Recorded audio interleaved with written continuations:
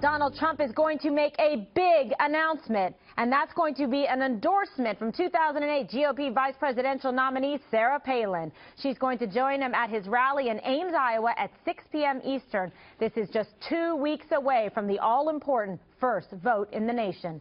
In a statement released ahead of the event, Trump says he's honored to receive Palin's endorsement and calls her a great friend who he has great respect for. Okay, big deal, Bowling? So this morning I woke up and there was all this chatter about conservative radio hosts saying that Donald Trump shouldn't be attacking Ted Cruz because they're frankly fans of Ted Cruz. They call him one of the stronger conservatives of the bunch, and they were getting agitated about it. And that was the talking for the morning. Now all of a sudden Donald Trump says he has a big endorsement he's going to announce this evening. This man is so skilled at playing the media, it's unbelievable, because there was going to probably be some pushback, a little bit of negative news cycle going on for him, and he took it right out of their hands. And he said, this is a big announcement.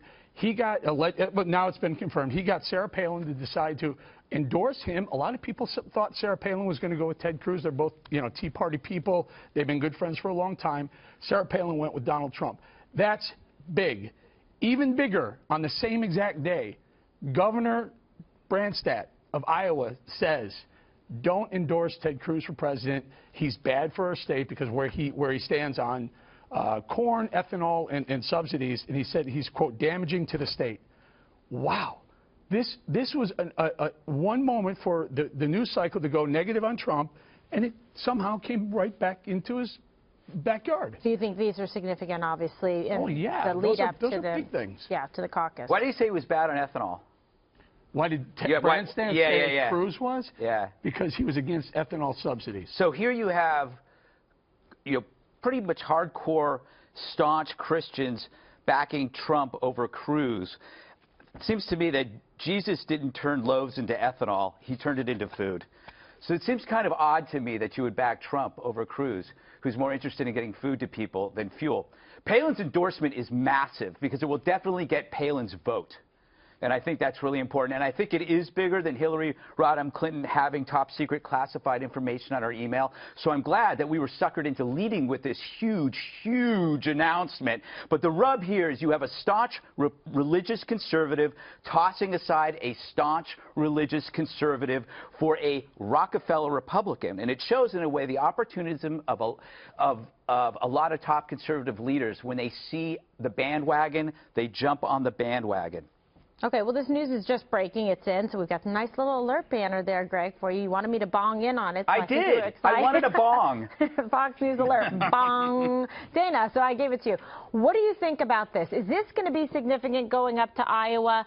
Were you surprised by it? How do you think it's going to play with, like, the grassroots groups in Iowa? I'm actually not sure how much pull Sarah Palin still has amongst the grassroots in Iowa. Maybe it's a lot. I mean, she was very effective in helping Ted Cruz get elected in Texas, where she spent a lot of time and she helped pull him over to the finish line there. So I don't know what happened between that race in Texas and then the rise of Donald Trump and the change there.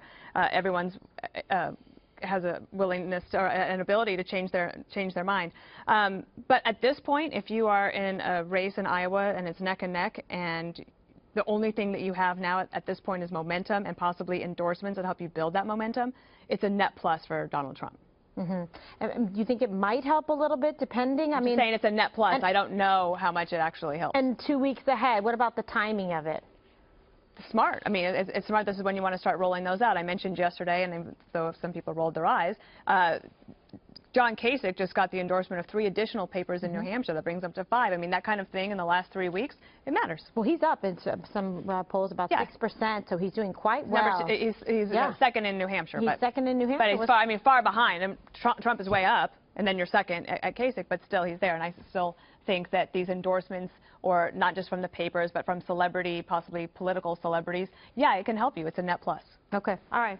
Juan, what do you think? What's the other side thinking about this development? Well, I mean, obviously, Democrats don't have a great deal of love for Sarah Palin. They never have. So, I mean, it's interesting to watch because I think it is what Dana was talking about, celebrity political endorsement.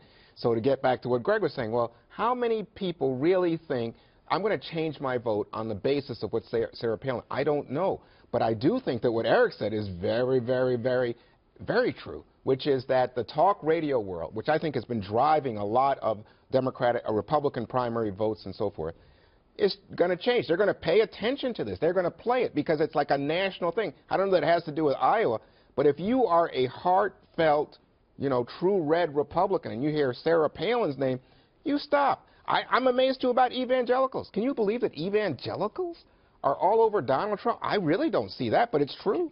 Can I just clarify that yes, I think the Sarah Palin endorsement is important for him because you want every endorsement, especially someone who was perceived as close to Cruz. But I think the value of Sarah Palin came out today when they enrolled the endorsement as this potentially negative news cycle was going to hit the Trump campaign. Yeah, that's right, yeah. And you just completely divert the attention to. No one's even talking about that right now. It's like wall to wall on all the networks right now. Sarah Palin, in a surprise announcement, backs Donald Trump instead of. It's wall to wall on Fox. No, it's on the others as well.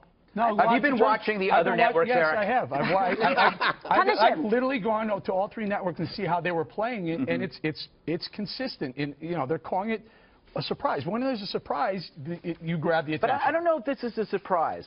Is it a surprise? Because I do see a lot of religious conservatives and hard-right conservatives going to Trump because they sense he might be a winner and Cruz isn't. Wow, I didn't think that. Well, why would you be sacrificing your ideological beliefs otherwise? I don't know. Well, when we brought, I mean, like on the subsidies thing, so the Iowa governor, who's Democrat, says we don't want Cruz in our to win our state because he would be against subsidies. But for the last, right? is he Republican? Excuse me. Yeah, but so that's important, I guess, in Iowa. Cruz knew from the beginning.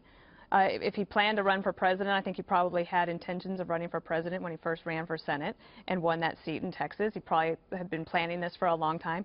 He's always been against these subsidies. I think the problem really for him is that he flip-flopped on it in order to gain political favor in Iowa, and it wasn't satisfactory to the people there. And so I think Branstad and others are pushing him on that. But conservatives have been pushing on ethanol subsidies for years and saying that we should be against them. Now, all of a sudden, because we're 2 weeks from Iowa, people are changing their position or softening it up. I think that's kind of unhelpful. The most interesting thing I've heard in this conversation, Kimberly, is what Dana said. I forgot that Sarah Palin backed Cruz in Texas when he was running against the establishment Republican candidate in Texas. That's a great point. But now, apparently, what do you think happened? Do you know? I don't know. There's obviously some behind the scenes courtship going on, but what I'm very curious about is the extent to which she's going to champion his candidacy, and does that mean she's going to go out and campaign very hard for him in the field, prior to the caucus? She's a Tea Party sweetheart. The Tea Party adores Sarah Palin, that's for sure. She has 4 or 5 million followers on Facebook. She'll show up to a rally, and thousands of people will show up. So she will get some of that Ted Cruz Tea Party support to jump to, as Juan points out, soften the blow. If I have to, if she supports Trump, I guess, I'm kind of torn between the two. Maybe I'll go with that way. Look, everyone gives me a lot of grief on Twitter, even in the building, for being, for saying some of the things I say about what's going on with the Trump campaign. But I've been saying it for 6 months or 8 months, and it continues to roll this way. Look. Don't like me, I'm sorry, I'm just calling it the way I see it. The guy is either completely gifted. Nobody says they don't like you, Eric. Or both. We love you. Oh, that's good. We love you. Thank you, Greg. It's written all over Greg's face. Can't you tell by his sweet, toothy grin? All right.